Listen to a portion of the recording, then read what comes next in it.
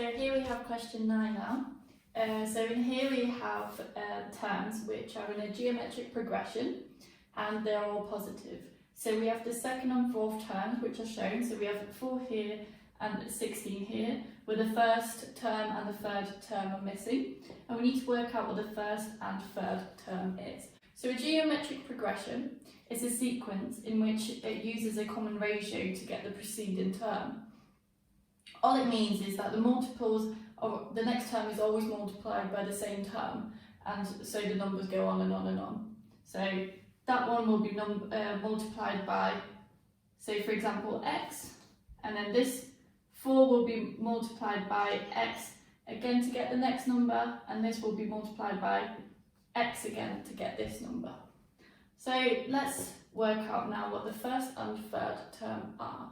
So a good way of starting this is naming the first term a. Then we know that this number will be a multiplied by x. So ax. Then we know the third term is just ax multiplied by x again. So ax squared. And then this term is multiplied by x again, which is ax cubed. And by doing this, we can now get 2 equations and we can solve them simultaneously to find out what x is. So let's do that. So we know that ax is equal to 4, and we know that ax cubed is equal to 16. And we will divide this equation by this equation to solve for x. So divide this by this. So we know that the a's can cancel. We know that the x can cancel as well. So we have x squared now instead of x cubed, as it's divided by another x. And then over here, so we can rewrite this to x squared. And then 16 divided by 4 is just 4. So all that we need to do now is to solve for x. So x, we need to square root our 4. This gives us a plus or a minus 2. However, we know that all our terms are positive, so it's definitely not the minus, and it's 2, so x equals 2.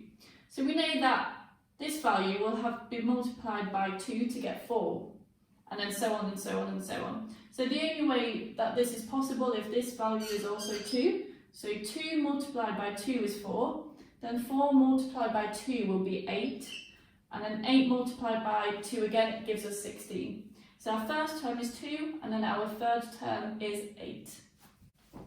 So now we have question 9b.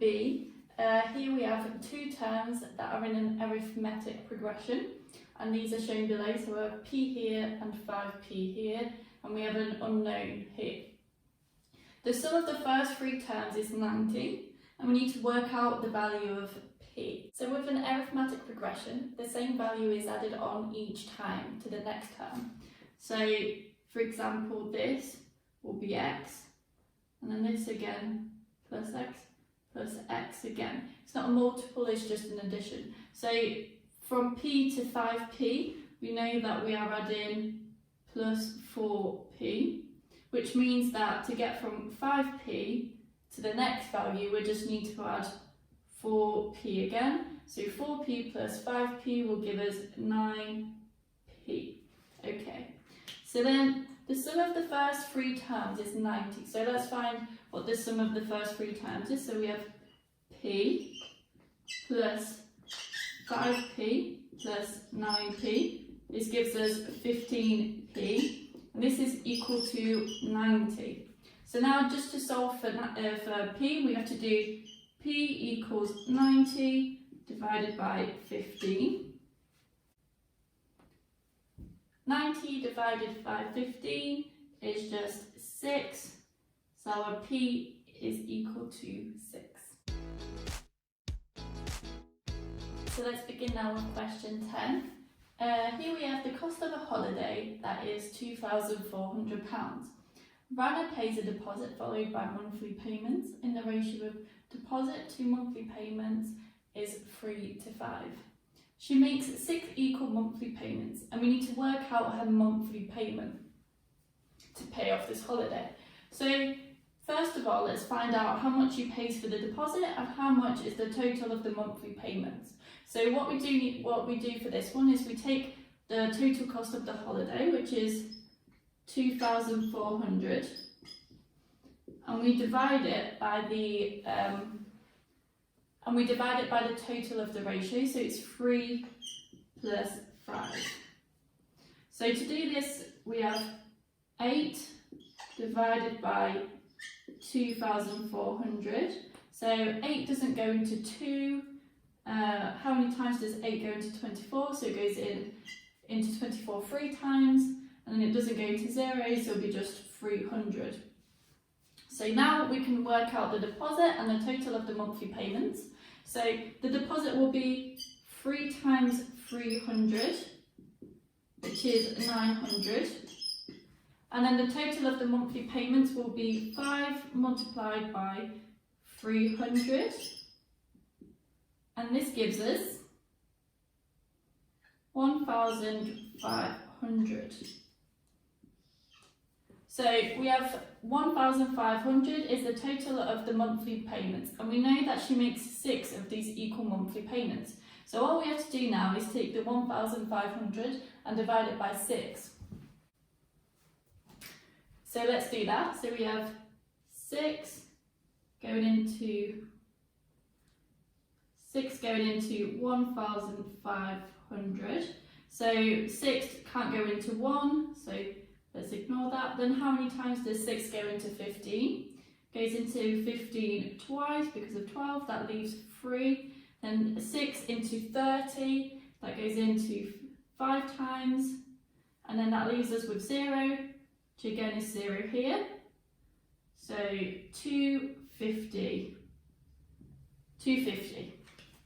So that means that Rana will pay £250 each month to pay off her holiday. So total of the monthly payments will be 1,500, and then each payment is 250. Let's now begin our question 11. So here we have a decimal, 11 over 40, and we know that equals 0.275. We need to work out what 33 over 400 is as a decimal. So looking at these two values, they're quite closely related to each other, and you need to multiply them by two numbers for them to be equal to the same thing. So we can do that to then work out what the value of the decimal is for this fraction. So let's begin that. So we have 11 over 40. If we multiply the top value by 3, which means we also have to multiply the decimal by 3, this will give us 33 over 40. So we're getting closer to this fraction. And 0.275 multiplied by 3, so 0.275 times by 3. So let's begin with the 0.2 times 3 will be 0.6, then 0.075 times 3 gives us 0.210, and then 0.05 times by 3 gives us 0.015. Then we just need to add all of these together, which will give us 0.8, 6 and 2, then 1 and 1 again here, and then just 5 at the end. So this is our value, so this will be equal to 0.825. Now to get this closer to this value, we need to divide by 10. So if we do 33 over 40 divided by 10, we need to also do it to this side, so 0.825 divided by 10. So this will give us 33 over 400. So this is the fraction that we want. And the decimal will be 0.825 divided by 10. So we just need to shift these values by across 1. So we will have 0.0825. And that is our decimal for the fraction 33 over 400. And that is our question 11.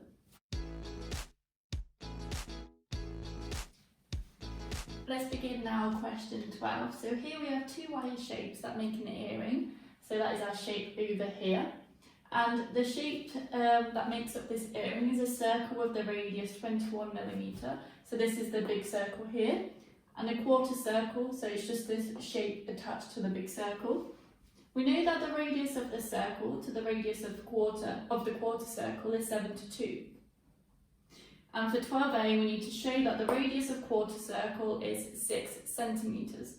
So since we have the ratio, and we already have the radius of the first circle, we can work this question out. So let's try that. So we know that the first circle, so let's call it circle A, has a radius of 21 millimetres, and the ratio is circle A to quarter circle, so Q circle is 7 to 2. So if 7 to 2 is our ratio, and we know that the 7 changes to 21, what can we multiply to get this side? So 21 divided by 7 is just 3. So we need to multiply 7 by 3 to get 21. And we just do the same thing on the other side. So 2 times 3, and that means we're just scaling our ratio up by the same amount.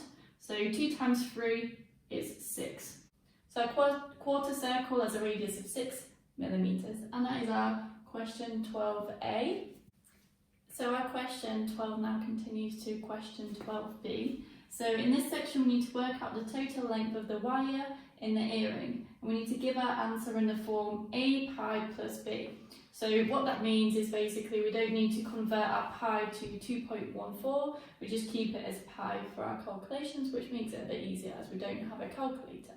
So what we need to do here is work out the length of this circle, the circumference of this circle, and then we need to work out the length of the circumference of this quarter circle.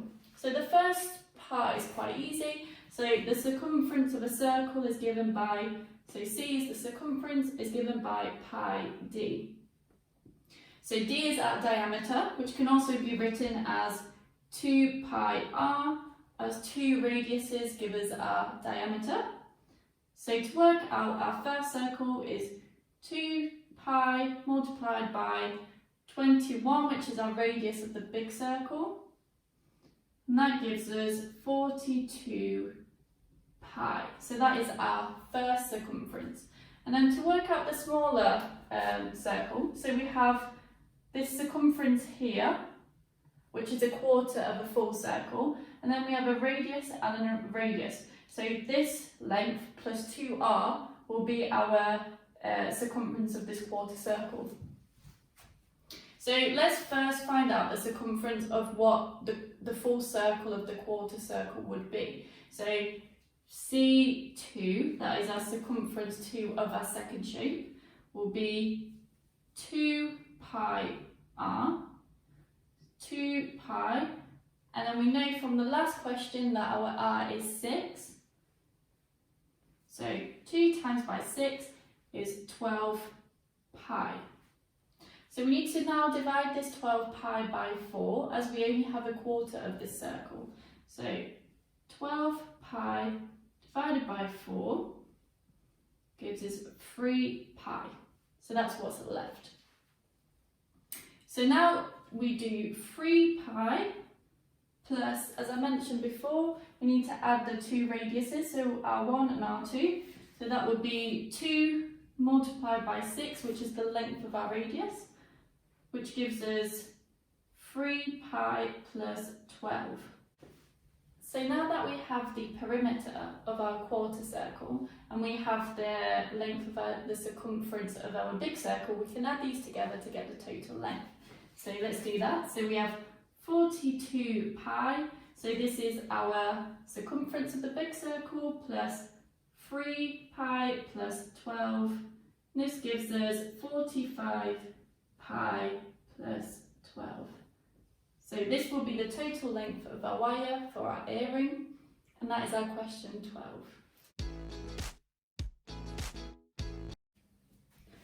So let's start now with our question 13. Here we have s and t, which are positive integers, and then we have this equation here, so x plus s in brackets and then bracket x minus t. This is expanded and simplified, and the answer to this is x squared plus kx minus 40, where k is a positive integer. And we need to work out the smallest possible value of k. So the first thing to do in this question is to expand this bracket. So we have x plus s, x minus t, and we need to expand it. So when we're expanding the brackets, we need to multiply this x by this value, and then multiply this again by the t, and then same with the s, you multiply it by the x, and then we'll have to multiply it by the minus t. So let's first start with the x. X multiplied by x gives us x squared.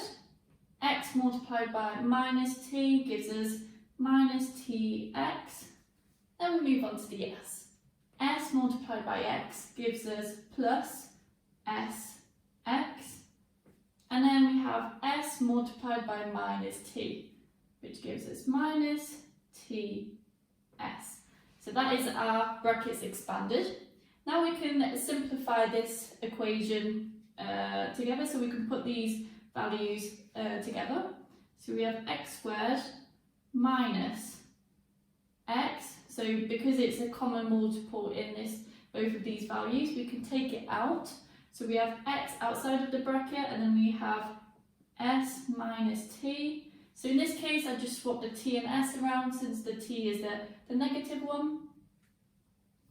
And then now that can change to a plus. And then we have minus ts. So we have this equation, and we have also the answer, which is supposed to look like something like this. So we have the given answer, which is x squared plus kx minus 40. That means that these values are the same, and then this is also the same. So we can write these as two equations. So we have x, s minus t, so this value will be equal to kx. And then we do the same with the other value. So we can take the minuses out since they both have a minus. So we just have ts equals 40. So we know that t and s are positive integers, which will have to be a multiple of 40. So let's now see what multiples of 40 we can have. So 40. So we can multiply 1 by 40 to get 40. We can also multiply 2 by 20 to get 40. 3 doesn't multiply into 40, so then we move on to 4. 4 multiplied by 10. And then we have 5 multiplied by 8. And that is all our multiples. That is all our multiples of 40 that we can have. So we know that our s and t will be one of these combination of values. So to work out the smallest possible value of k, we take this equation. So we can get rid of the x's as they're both on the side, so we can cancel them out. So now we have s minus t will equal k. So we know that a combination of these we want to be the smallest when we take one away from the other, because we want the smallest possible value of k. So for example, when we have 40 take away 1, this will give us, so 40 take away 1 will give us 39. Whereas if we move closer to this side, when we have 8 take away 5, this will give us 3. So this would be our smallest value of k. So in this case, our s would be equal to, so s would equal to 8 and t would equal to 5. So we would have 8 take away 5 gives us our k, which is 3. So that is our smallest possible value of k. So here we have question 13b. We have Basil that tries to solve x plus 2 and x minus 7 equals 0, and he has working here.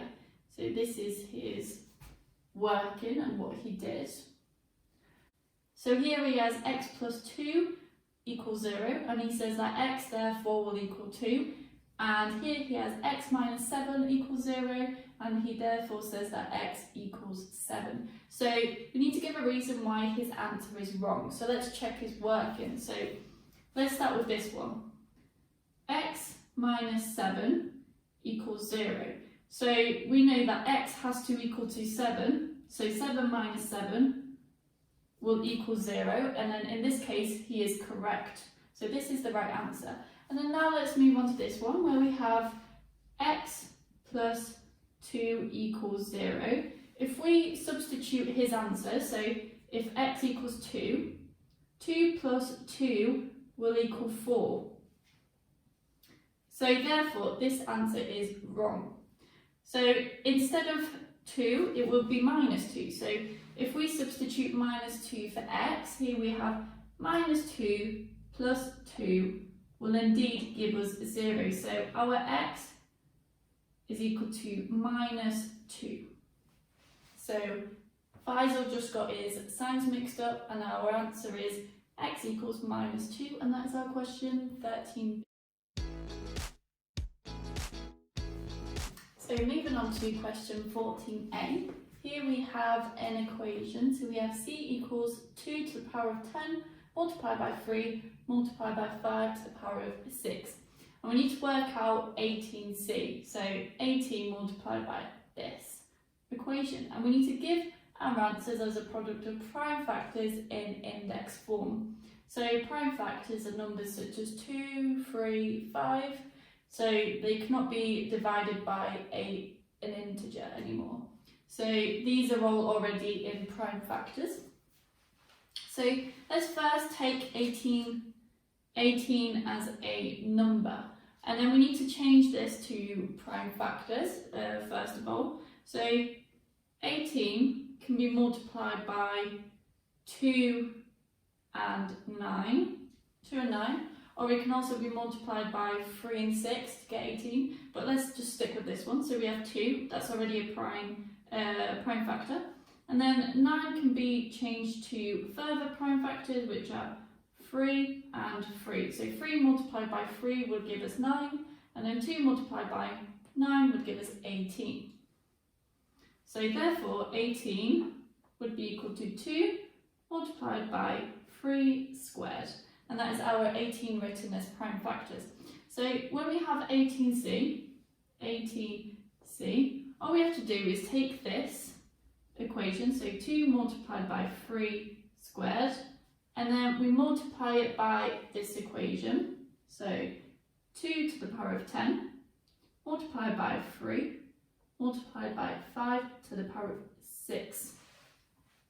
So this is great, this is actually our answer, but we can simplify it further to make it easier. So we need to collect like terms. So here we have 2, and we have 2 to the power of 10. So let's write this 18c out again. If we combine these together, we get 2 to the power of 11. And then this will be multiplied by, let's collect like terms again. So here we have 3, and then 3 again, so 3 squared, and then 3 will give us 3 to the power of 3. And then this is then multiplied by 5 to the power of 6. We no longer have any more 5, so that is our final answer for question 14a. So here we have question 14b now. So we need to work out this equation, and we need to give our answer as an integer. So this equation looks quite horrendous when you first look at it, but it's not as bad as it looks.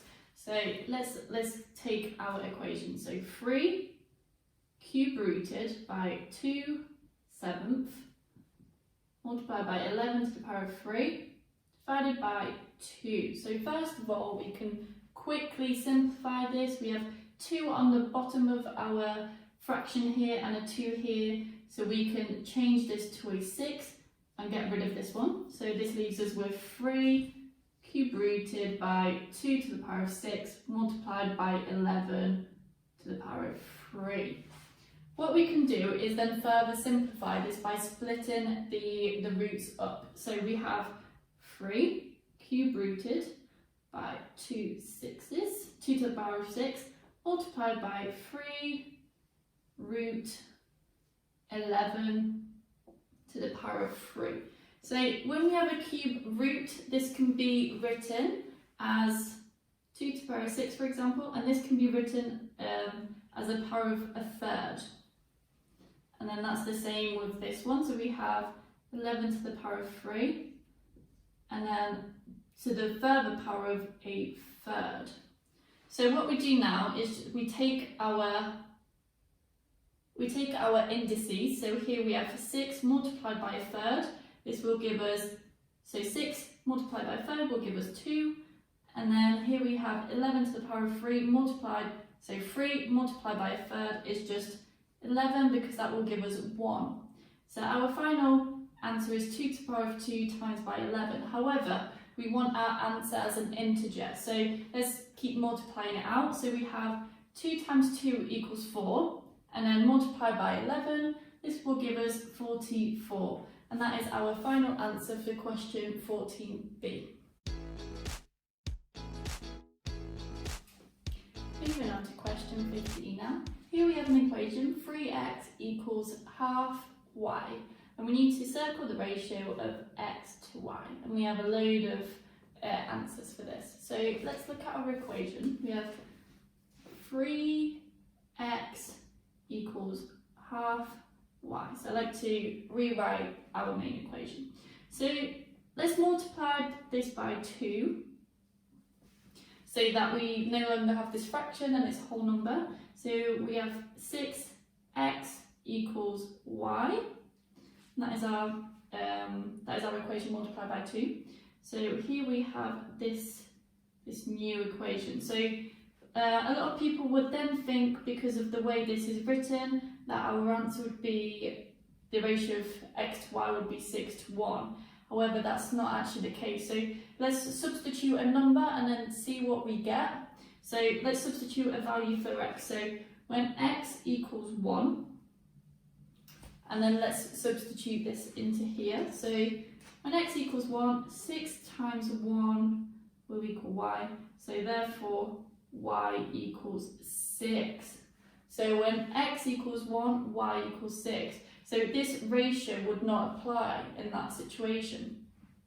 So the ratio that actually stands is 1 to 6. That is our ratio of x to y in this situation, which is one of our answers, and it's here.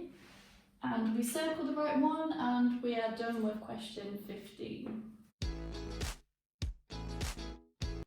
So let's begin with question 16 now.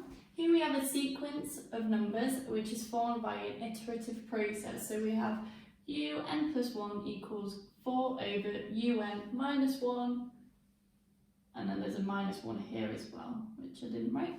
And then our first term of our process is u1 equals 9. We need to work out the values of u2 and u3. So if we take our first value, so u1 equals 9, we can use this value to substitute into this equation to get our u2. So our u2 will equal 4 divided by un minus 1, which in this case is our first term, so 9 minus 1. So 4 over 8, this is a half. So that is our u2. Now let's move on to working out u3.